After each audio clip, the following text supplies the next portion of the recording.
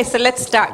The second speaker today is Gary Kennedy of Ohio State University, and he will speak on Milner fibers associated to quasi-ordinary surfaces.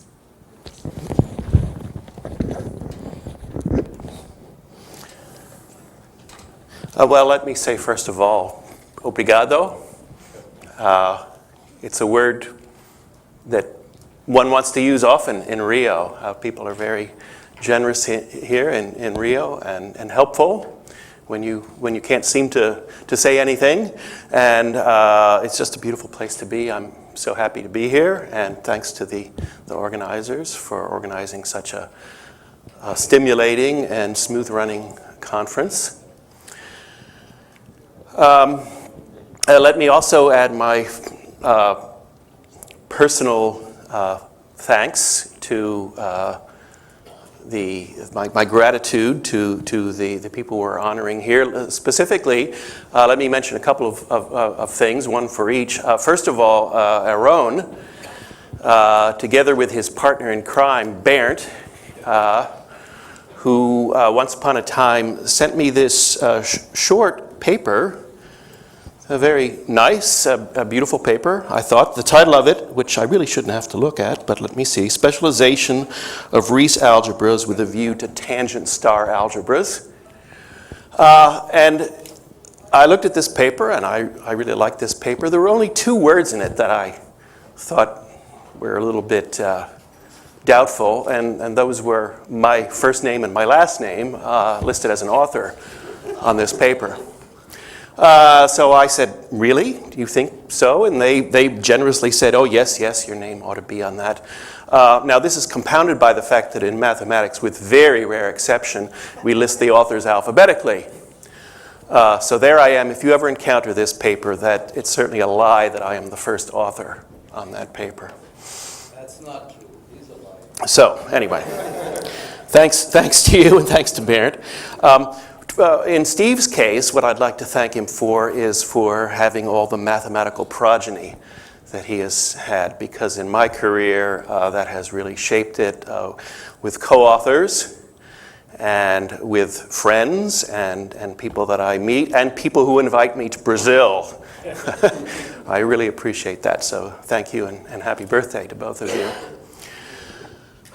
It has been very stimulating to be here in Rio and to learn mathematics. I've actually been working also over at PUC, the nearby university, and then here at the conference.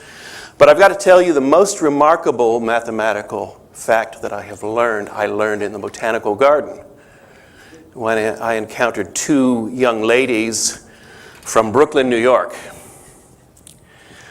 who didn't quite seem to know where Ohio was. This is this can be forgiven. People from New York tend to be that way.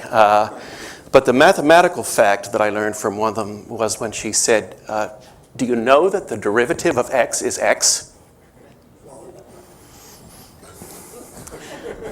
Just like this. Yeah. That's all she could tell me about it. Yeah, so I'll have to investigate that further on my own. What I'm talking about here is joint work with 3 other people. Let's see, how do I do this? Oh, so Khyber and McEwen are very easy to work with in the sense that they're very conveniently located. We have side-by-side offices. And then, strangely enough, the 4th person here is a Spaniard working in Germany. So we have had multiple conferences where 3 of us are in one location and then Manuel in the other. I'm going to speak about Milner fibers, which are associated to quasi-ordinary surfaces. And I thought the way to be efficient here was to tell you first what I do know, because that won't take very long, and then I'll get to what I don't know, and sort of begging at the end for someone with some expertise to tell us how we define the things that appear in a formula that we think is true. So if we can properly define those things, I think we know what the ultimate formula is. The outline is like this. I will first tell you what a quasi-ordinary surface is. I will speak about transverse slices of quasi-ordinary surfaces and the two associated fibrations. It turns out, as we were investigating this project, that we learned something that seemed to be actually new about the Milnor fibration of a plane curve. Maybe just a sort of a silly new way of a point of view on it. And it involved a recursion, and that's the prototype in number 3 will be what I'm doing in number 3 will be the prototype for what I want to talk about in 4. The two recursions are called horizontal and vertical fibrations, and I'll tell you about that a little bit. This is now where I step into what I don't understand. We'd like to, and we feel that we ought to be able to do this on a motivic level, and that ought to give us deeper knowledge here, and in particular to apply this to something in Hodge theory called the spectrum. So to begin, what is a quasi-ordinary surface? Well, the local picture is this. You have a germ of a surface in 3 dimensions. I'm always working over the complex numbers. We're in C3, and it's arranged so that projection to the xy coordinate plane is ramified only over the axes, over the x-axis and the y-axis. So these may be singular, but the singularities are confined to points lying over the x and y axes. These are not, in general, isolated singularities. So people who, in singularity theory, whose first step is to normalize, then they're already out of this world that we're working in. So how should you think about it? Why would people want to think about this? Well, in some sense, this is a surface that in many ways behaves like a curve and can be computed with as if it were a curve. In particular, you have something like the Puiseux series that you have for a curve. You have it here for the surface. So you can write it. You can write the sheets of this, show it as sheets for the projection onto the xy plane, as parameterized by a power series like this. And then the defining function for that surface is obtained simply by multiplying z minus this parameterization of a sheet, doing this over all the conjugates, the appropriate number of conjugates. A little bit about our notation here. In general, we'll just write this number at the top and suppress this k. That number at the top of the product symbol will indicate the number of sheets or the number of conjugates. By conjugates, do you really mean algebraic conjugates or just different sheets? Well, both. It's the same, but I want to get an irreducible surface. This is what's important. So if this, of course, will involve varying roots of complex numbers, but in some cases you don't want to take what seem to be all the possible variations because you won't get something irreducible. And in most cases, and all the cases that I will be speaking about today, the singular locus will actually be the coordinate axes themselves in 3-dimensional space. There are a few little exceptions, but those can easily be handled in every instance that I know. Whenever you have a theory, you start with that assumption, and then as an afterthought, you can handle all the other cases. So here would be an example.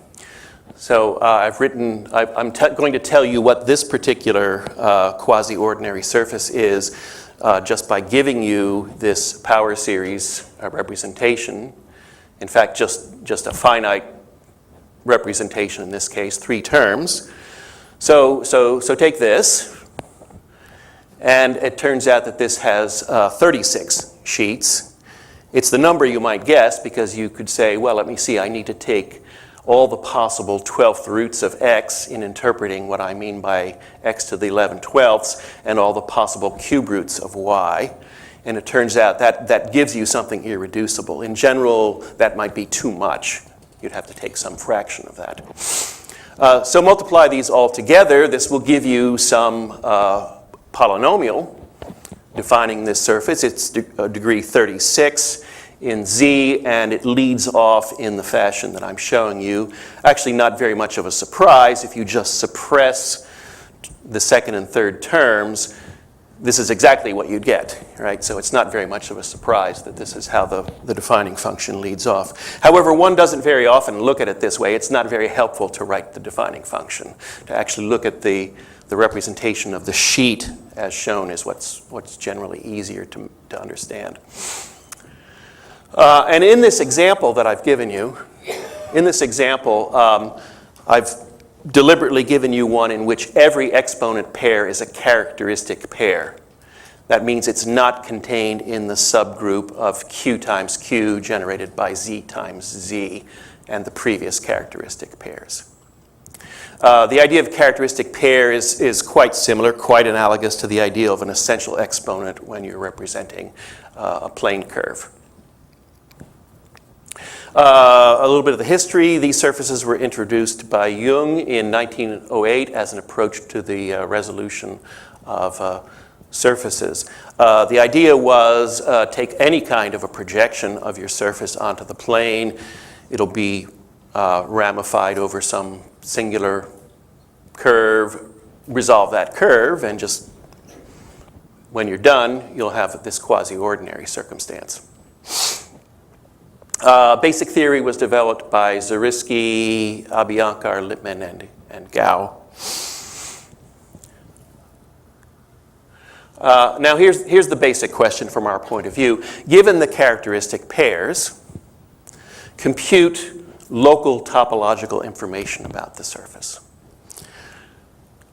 The analogous question for plane curves would be, given the essential Puiseux exponents, compute the local topological information of the curve, which is, of course, a very classical subject in the theory of algebraic curves. So, for example, what might we want to compute? Well, we might want to know the Euler characteristic of the Milnor fiber. We might want to know Betti numbers of the Milnor fiber. We might want to know the monodromy of the Milnor fibration. We might want to know about this thing called the spectrum, which I will be talking about towards the end. We might want to understand what's a resolution procedure for this surface. What we're now studying is none of those things, although it's pretty close. What we're doing is we're saying, well, if it's a surface, then we can slice it to get down to a curve. In other words, you can think of the surface as a parameterized family of curves. So we're going to study what we call the transverse slice. What we do is we're going to slice the surface by a plane x equals constant. We could also do y equal constant. That would be a different transverse slice. Notice that what we're doing is we're slicing transverse to one of the two components of the singular locus. So in blue, I'm showing you the surface, and in yellow, slicing it, and you'll see that I see a singular curve in there. One remark perhaps to be made is I'm assuming the surface is irreducible. But there's no guarantee that this curve is irreducible. In fact, in general, you would expect that there are several components. But they're very closely related components because they will have all the same Puiseux exponents. So, to repeat what I said here, in a sense, just to give it by inequality. So here's how you get the so-called transverse Milnor fiber. I guess I haven't talked about Milnor fiber yet. I have talked about a transverse slice. First of all, you give yourself a sufficiently small ball around the origin. Then you do this slicing procedure using, again, a small constant. And you do things in the order that are indicated. So having taken delta sufficiently small, you now take C sufficiently small to make your slice. And then finally, you do what you would do if you were taking the Milnor fiber of a plane curve. You vary slightly the equation of the surface. Instead of f equals 0, you take f equals epsilon. And this is meant to be a picture of that. I'm not showing you the three-dimensional picture at all, so I'm assuming already the slicing has been done, but this is here how the ball comes into it. And then in this light blue shade is the slice of the surface, which is, of course, a curve in the plane. X equals C? Yes, x equals C. The screen? This x equals C is the screen. That's right. And then in purple is the Milnor fiber, the transverse Milnor fiber. That's just repeating what I showed you because I wanted to now tell you that there are two fibrations here. One is what you would expect if you've ever studied the Milnor fiber of a curve, namely keeping C fixed, let epsilon move around a small circle. So you're going to get a fibration over a circle whose fibers are all copies of the same Milnor fiber. But in these circumstances, you can do something else, and that's why I called the first one the horizontal fibration, because the second one I'm going to call the vertical fibration. What you do in this case is fix the epsilon, and now let the C move around a small circle. So in a sense, moving around one of the components of the singular locus. And our goal is to describe these fibrations. When I say our, first of all, I worked out a project with Lee McEwen. This is an accomplished project describing these fibrations. And then with the other two people I've listed, we're trying to extend a description of these fibrations. So now I want to tell you about a prototype. So to get some idea of our picture here, let's forget about that situation of a surface now. Let's just think about a plane curve. Think about the Milnor fibration of a plane curve. Of course, we have this same representation. Now it's just in a single variable. In this example, I've given you, again, 3 terms. They're all essential terms. And this is what the Milnor fiber looks like topologically, except that I haven't shown you an awful lot of the holes going further to the right. As you can see, I've subdivided it in a certain way, and that has to do with how the exponents dictate. Is it symmetrical to the other side? No, it's just this. Yeah, just this. So to repeat what I think is probably familiar to everybody, how do you get the Milnor fiber of a plane curve? Well, you take a small disk, and then you vary the equation that's defining the curve. Instead of f equals 0, you take f equals epsilon, and you get the Milnor fibration by letting epsilon move around a small circle. There will be then a monodromy operator on the homology, so I'll use little hq to stand for the monodromy on the qth homology group. Everything here done with rational coefficients. And of course, there's only h0 and h1 in these circumstances, so all of that can be just packed into this graded characteristic function that I'm showing you here. For some reason, people that work in singularity theory often write that upside down, and that just bugs me. I can't write it upside down. I need h0 on top. We're going to call this the horizontal monodromy. And notice that if you take its degree, that should compute the order characteristic of your Milnor fiber. Now, studying the Milnor fiber of a curve is a well-developed theory, but McEwen and I, Lee McEwen, were rather surprised to have found a slightly new way to formulate an understanding of this monodromy in a recursive way. So here's how it goes. Suppose you have a Puiseux expansion for the branch. And I've assumed for simplicity that all the exponents here are essential, and I've assumed that all the coefficients are 1. Look at your first exponent, which is a rational number, and write it in reduced form. Write it as n over m. And now define 2 associated plane curves to that. The first one seems sort of an obvious move. We're going to call that the truncation. So just throw away all terms but the first term. That ought to, in some sense, be the first approximation to your curve. Then we have this other curve that you get by what might look like a mysterious recipe, but it's relatively simple. Each of the other exponents is changed in some way, and notice you're doing it only to the following exponents, so you're going to end up with a representation with one less term. Somehow a simpler kind of singularity. And to express the formula that I'm going to tell you here, I need to give a name to the number of sheets for this derived curve. So when I say sheets, I'm thinking about projecting onto the x-axis here. So that's the number of sheets for the derived curves. I'm going to call that d prime. And I want to give a formula for what I called the horizontal monodromy of the curve, that graded characteristic function. It's going to be a recursive sort of formula, so I want to also give names to the monodromy for the other two curves. So I'll use what I hope is obvious notation, H1 for the truncation and H prime for the derived curve. And then here's our formula. Our little recursion for calculating the horizontal monodromy of the curve. And then as a corollary to that, as I said, you get the Euler characteristic of the Milnor fiber by taking the Euler characteristic here. Taking the degree, I should say. You get the Euler characteristic by taking the degree. And so you get this little formula, which gives the Euler characteristic of the Milnor fiber of the curve in terms of the Euler characteristics of the Milnor fibers of the two related curves. And that's related to that earlier picture, so let me show you now again. So here it is again, and you can see the truncation, and here I've used the recipe for calculating the derived curve. And what the formula is telling me in this case is that the Milnor fiber of this particular curve consists of 6 copies of the Milnor fiber of the truncation. Well, that's a very simple sort of thing, so you're just getting 6 of these.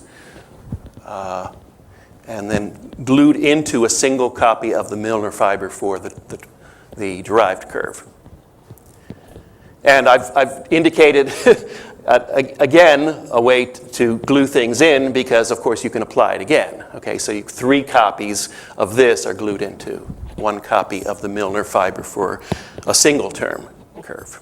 This formula you've written, is it the satellite formula for the Alexander polynomial? Is it? Oh, okay, I don't know. Looks like to me. Yeah, I'd like to ask you about that then, yeah. I don't know the answer. So where does this come from? I mean, why would there be a recursion like this? Well, as is well known, one may obtain an embedded resolution of a curve singularity by a resolution process, and you can think that the steps are dictated by the Puiseux exponents. You start with the first one and it tells you something to do, and then the second one, and so on. If you completely resolve, then you can compute the monodromy by invoking a formula due to a compo. What we do is we don't follow this full process of resolution. We just do the first step. So we do the toric transformation that's dictated by the first exponent. Or if you like, we do the whole sequence of blow-ups, step by step, that are dictated by that first exponent. At this stage,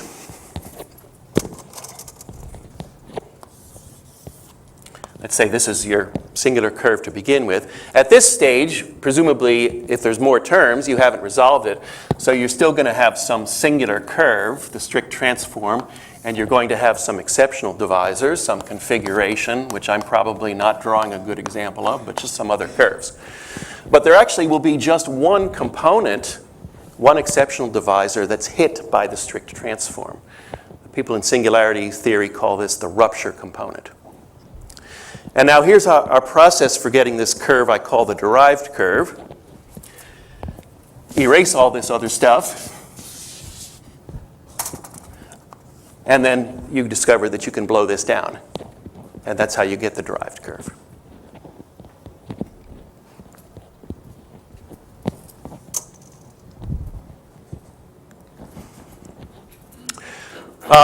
So now that was the prototype. That was the motivation of what we wanted to do. So let me return to the situation. The situation is this. Again, we have a transverse slice of a quasi-ordinary surface. And remember that it fit into 2 fibrations, horizontal and vertical. And we want to compute both the horizontal monodromy and the vertical monodromy.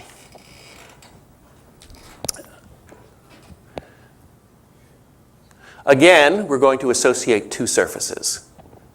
The first one we will call the truncation, the second one the derived surface. You can guess how we define the truncation, right? We just keep the first term. There's some elaborate recipe for finding the derived surface, and I won't write it down because it's not very illuminating.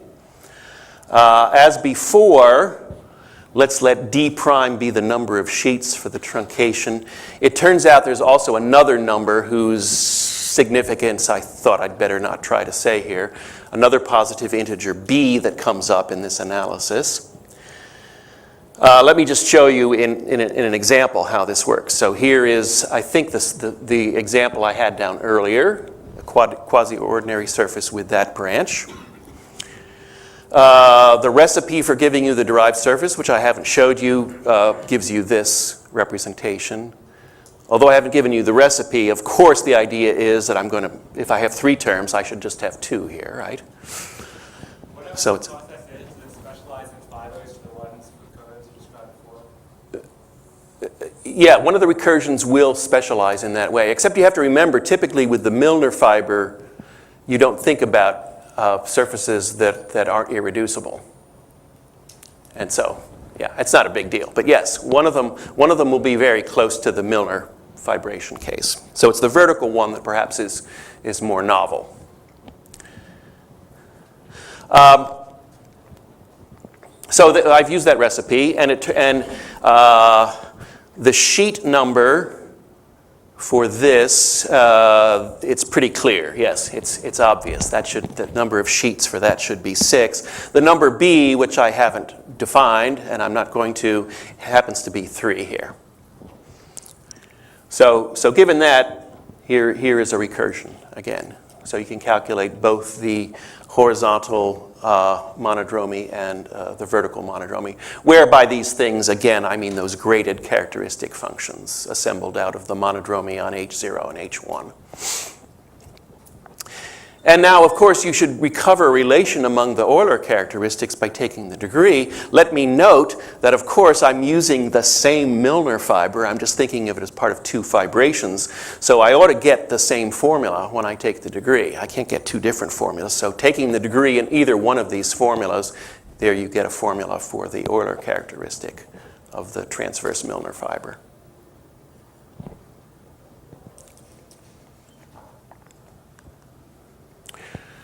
All right, I've told you what I know.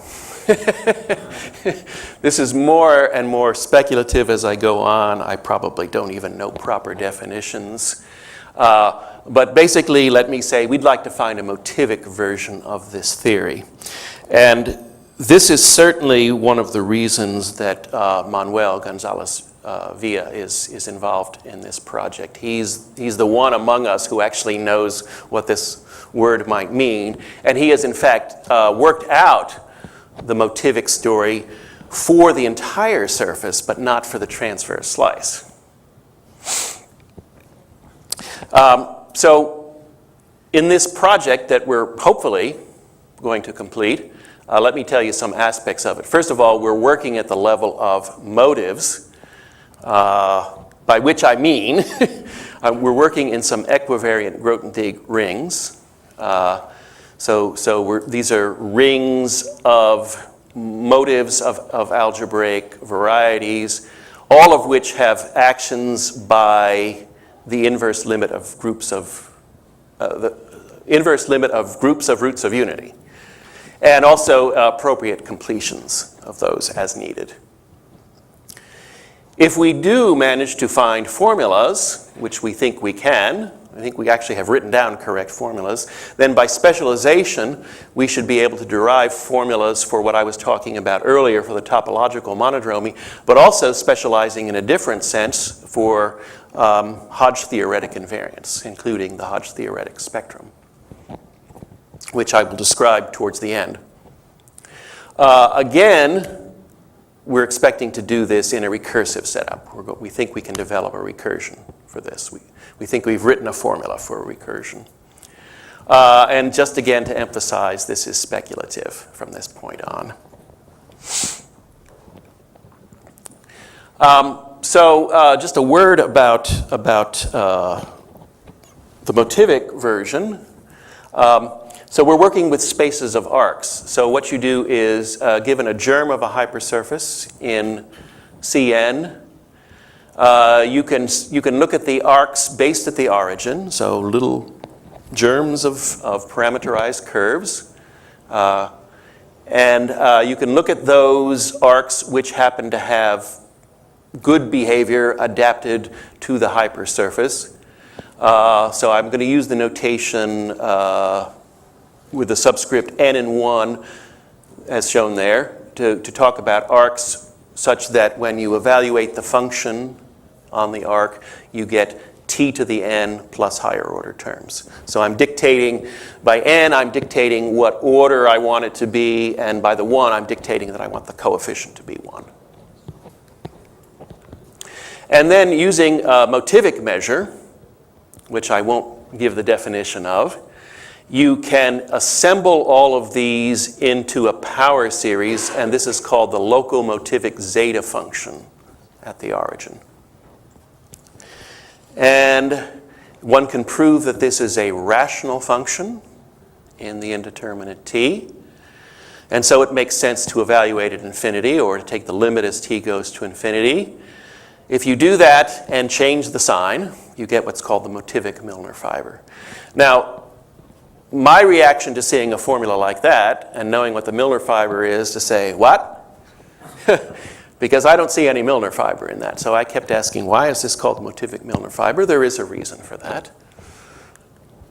But anyway, not to tell you that yet, let me show you again the prototype situation, the plane curve. So remember that we had this recursion for the monodromy of the Milnor fiber of a plane curve. And this, I think we actually have proved, this theorem.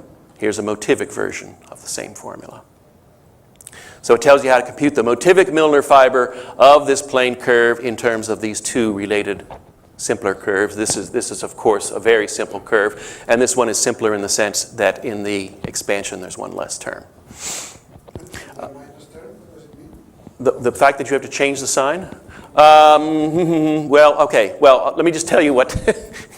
I'm not sure I can explain why that term is there, but what this means is this is just the very simplest kind of variety. This is the group of roots of unity, d prime roots of unity, acted upon by itself.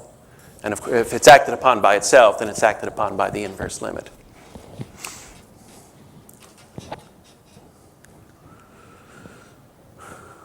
Okay, there it is again. I just wanted to put it up again so that I could say a few words about the proof, but not very much. The idea of how we prove this is basically just direct manipulation of the arc spaces. We pull back and push forward arcs using two carefully chosen maps adapted to the particular curve that we have. Now, when one pulls back an arc passing through the origin, it may or may not pass through the origin. So in that way, you can divide up the arc space. We just start dividing the arc space up into pieces, and those pieces lead to the various terms in the recursion. So I think we know what to do here and have actually proved it, although we've not written it up, since this is just our prototype, and we're really concerned with the surface case. Okay, again, to recall the situation, we're looking at this transverse slice of a quasi-ordinary surface, which is part of two fibrations. We've defined two associated surfaces, which we call the truncation and the derived surface. And also somehow out of the situation, well, you know one way, d prime is a number of sheets, and this other number b, which has never been explained. And here's what we think can be done. So using methods akin to those that I just described for you, you can define a horizontal motivic Milnor fiber and a vertical motivic Milnor fiber, both of these associated to the transverse slice. And we think this should be the shape of the formula that comes out of it, okay? So having made the correct definitions of these two motivic Milnor fibers, it seems that this is what the formula has to be.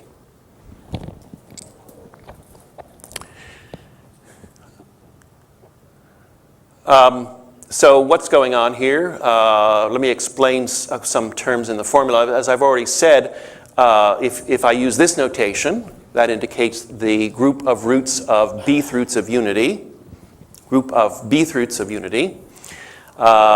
with cyclic action on itself, and hence by the inverse limit. Whereas B is the same variety, but here trivial action. Okay, so when you look at the two recursions, you can see there's sort of a duality among them. Where in one recursive formula, you see that you've got the cyclic action, and the other one, you see there the trivial action. So another thing that we might want to do is to try to write one formula that just gives these two. We're not quite sure how you do that. So we're looking for some expertise. This is sort of begging for help. Tell us how to set this up properly. When I say I'm begging for help with saying precisely what these things are: the horizontal motivic Milnor fiber and the vertical motivic Milnor fiber. So what application might this have? Well, there's something called the spectrum in Hodge theory. This was defined by Steenbrink and Saito and Varchenko. They associate to a singularity a sequence of rational numbers called its spectrum. And to be fancy, we can think of this as an element of the group ring that I've indicated there. When I say it's a sequence, it's really a multi-set. So a certain rational number could occur multiple times in the spectrum, and that's important information. I can't tell you the definition. Let me just give Steenbrink's words, which I think give you the flavor of it. It says it gathers information about the eigenvalues of the monodromy operator and about the Hodge filtration on the vanishing cohomology. Now, Steenbrink and Saito showed that you can define a natural mixed Hodge structure on the classical Milnor fiber, so not the motivic one, the classical Milnor fiber, which can be interpreted as an element in the K-ring that I've indicated there, the K-ring of Hodge structures with action by this inverse limit group. And then there's a natural linear map from that to the ring that I talked about earlier, and we call that map the Hodge spectrum. In particular, if you apply this linear map to that element that I just mentioned, so the natural mixed Hodge structure element that Steenbrink and Saito defined, what you will get is called the spectrum of the singularity. That's one way to get the spectrum. Now, Denef and Lerzer showed that there's a natural map from this ring of motives with mu hat action to this same K ring. And this is why the object that I defined earlier is called the motivic Milnor fiber, because if you apply this map to the motivic Milnor fiber, then you will obtain the same thing that you get by the Saito-Steenbrink construction. So that's really the justification for calling that object that I looked at and said, what the heck, why is that called the motivic Milnor fiber? That's the reason. So the overall situation is like this. There are two maps between three rings. And if you apply this to the motivic Milnor fiber, then you will get the mixed Hodge structure element. And then furthermore, you apply the second map, then you'll get to what's called the spectrum of the singularity. So what we're thinking is, if you write a formula here, then that leads you to a formula over here. So in particular, you could apply that to the horizontal recursion. And for all of these objects, it's known what the spectrum means, okay? It's a well-defined object, okay? So our conjectured recursion for these Milnor fibers should give a relation among the three spectra. For the vertical case, well, the vertical motivic Milnor fiber, there's no theory of what's called the spectrum of that. So I guess we're making a definition, right? If you take what we have called the vertical motivic Milnor fiber and apply this map to it, then you'll get something that we would call the vertical spectrum. It seems a natural definition. And then our conjectured recursion should give a relation among three vertical spectra.